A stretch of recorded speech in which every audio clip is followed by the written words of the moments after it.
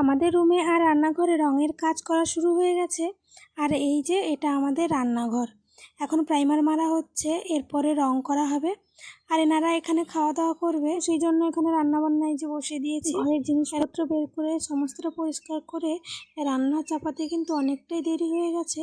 আর এনারা কিন্তু 10টা সাড়ে 10টার ভেতরেই খাওয়া দাওয়া করে আবার কাজে লেগে পড়ে, একদম 2টো 2:30টার দিকে কাজ শেষ করে বাড়ি চলে যায়।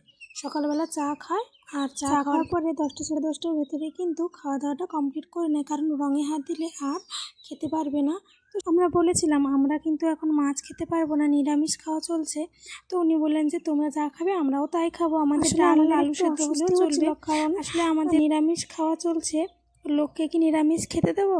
তো সেই জন্য ওনারা যখন বললেন যে ওনাদের কোনো অসুবিধা নেই, তো সেই জন্যই খাওয়া দাওয়ার ব্যবস্থা করা হয়েছে।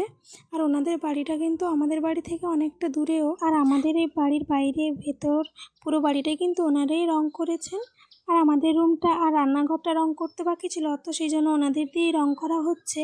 আর এই যে আমি দুপাশে কড়া বসিয়ে দিয়েছি, ভাত হয়ে গেছে আর অনেকটা দেরিও হয়ে গেছে, তো সেই জন্য দুপাশে কড়া বসিয়ে দিয়ে এই যে রান্না করা হচ্ছে। আর এই যে রান্নাঘরটা পুরোটা প্রাইমার মারা হয়ে গেছে।